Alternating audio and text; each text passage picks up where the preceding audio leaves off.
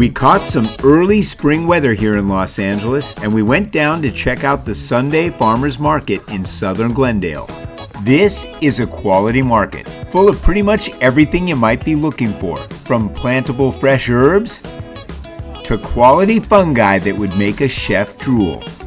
There was even a cellist cranking out the classical tunes. I wonder if they know any Zeppelin.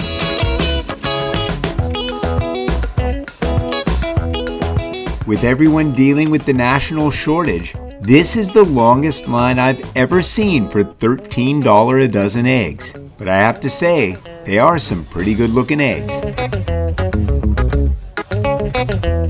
But my favorite find here has got to be Pete the knife sharpener. He'll take the dullest blade you've got and make it nearly razor sharp for you while you wait in line for those $13 a dozen eggs. Woo! Oh my goodness. He exhibited the process of getting a quality edge on a blade using his Cuttermaster Tradesman Edge machine. It's similar to sanding wood. You start with a larger grit and transition to a finer one, and finally finishing up with an ultra-fine belt to get that really sharp edge.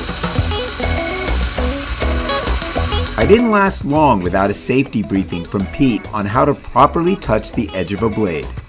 Kids, don't try this at home. You put your fingers here to break, and then you can feel the edge. Okay. And when your brain is telling you don't slide like this, that's when you know it's sharp. That's your brain doing its job.